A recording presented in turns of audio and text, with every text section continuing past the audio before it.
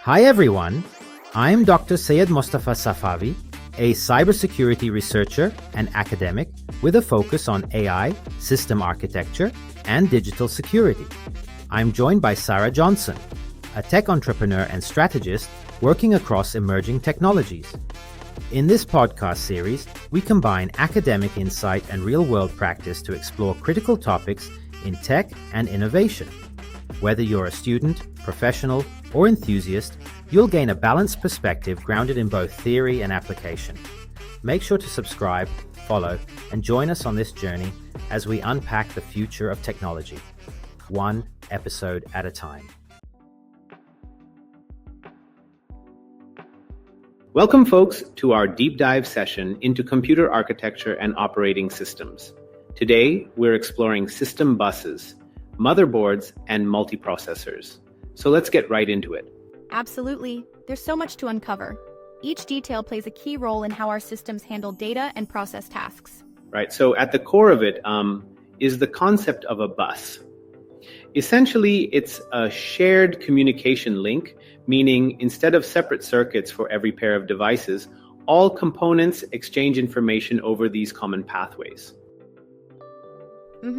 Yep, and it's fascinating how this design, simplifies the circuit complexity while providing a backbone for data transfer. Exactly. Now, when we look at a bus, we see that it's composed of electrical conductors or wires on a printed circuit. And within that, we have distinct lines like data lines, address lines, control lines, and even power lines. Right. Yeah, that breakdown truly highlights how each line plays a role. For example, data lines carry the actual information, while address lines determine where that data is going. Yes, and the control bus synchronizes operations among all the connected modules, ensuring everything runs smoothly. It's almost like the conductor of an orchestra, directing the performance. Good analogy there. But wouldn't you agree that sometimes the complexity in synchronization can be a double-edged sword? I do, in a way. While adding multiple lines gives flexibility, it also demands precise timing and control protocols.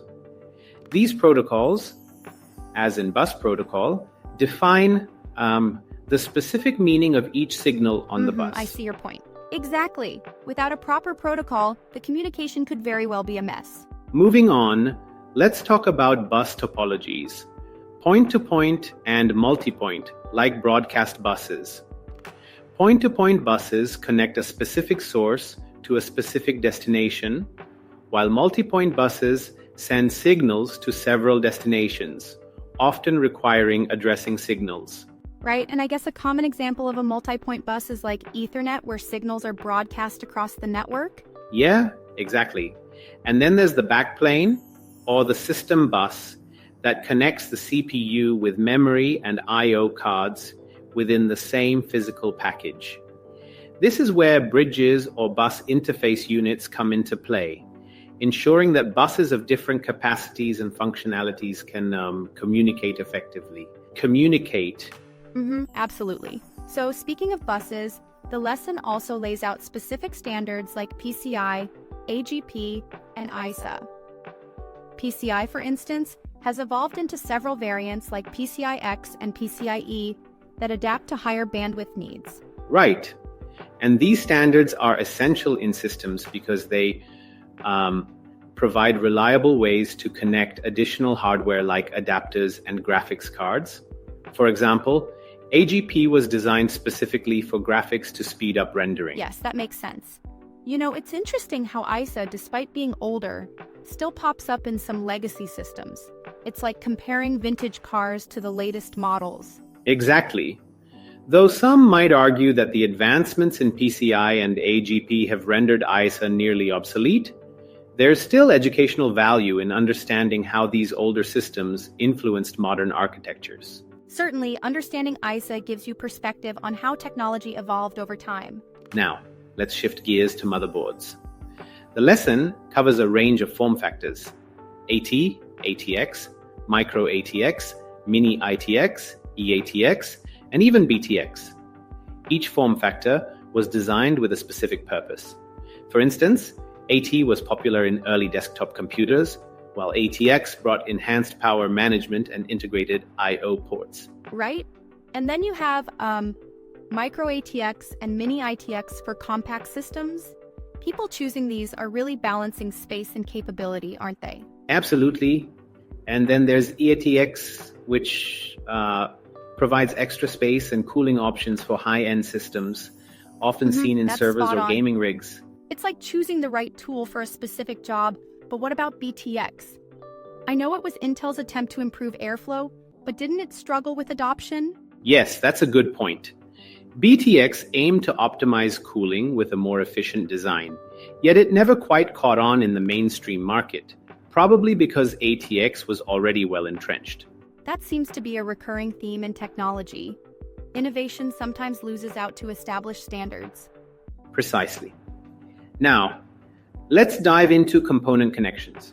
The motherboard brings everything together: the CPU socket, RAM slots, power connectors, PCIe slots, storage connections, and various headers like USB and audio. Each connection is critical to ensuring the system functions smoothly. Totally. And the connectivity through the system bus and the chipsets really determines data transfer rates. That's where bus speed and bandwidth come in, right? Yes, exactly. It's like giving your computer a superhighway versus just a country road. Higher bandwidth means faster, more efficient communication between components. Now, I recall there was a specific question in the lesson about memory addressing, something about an 18-bit MAR and a 16-bit MDR. Could you walk us through that? Sure. So if a computer system has an 18-bit memory address register, that means it can address two 18 memory locations, which comes out to 262,144 distinct locations. Right.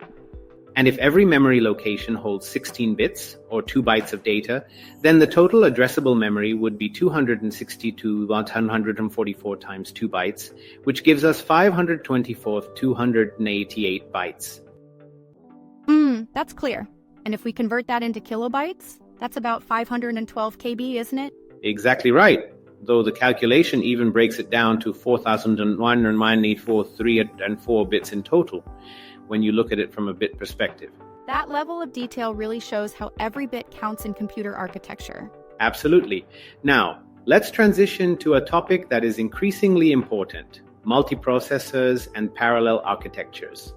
These systems either employ symmetric multiprocessing, where multiple processors share the same memory and I/O bus, or asymmetric multiprocessing, which uses a master-slave setup. Yep, that's a key distinction. With symmetric multiprocessing, every processor has equal access and can handle any task, which boosts performance and fault tolerance. Right? It's like having an even distribution of work among team members. However, in asymmetric multiprocessing, one processor takes the lead as the master and assigns specific tasks to the slave processors. But isn't that a bit limiting? I mean, if the master fails, wouldn't the entire system be at risk? That's a valid point. The single point of failure in AMP does pose risks.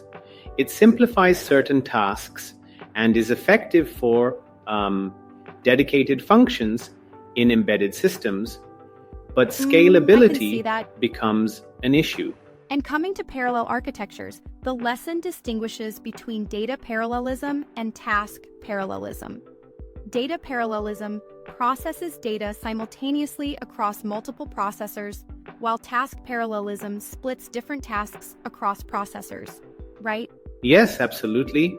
And then you have architectures like CMD, where a single instruction is executed on multiple data points, and MIMD, which allows different instructions on different data sets.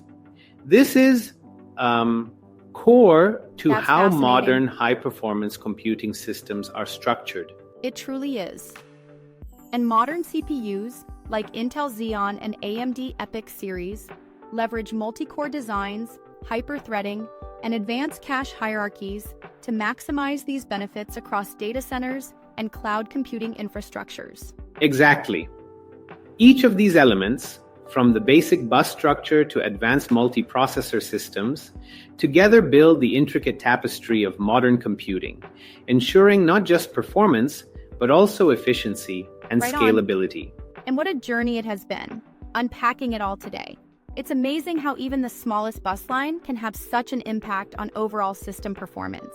True, it's like every little piece in a huge puzzle. Miss one, and the picture isn't complete. Thanks for sticking with the discussion, everyone. Absolutely, thanks for joining us, and we'll catch you next time as we dig even deeper into these technical marvels.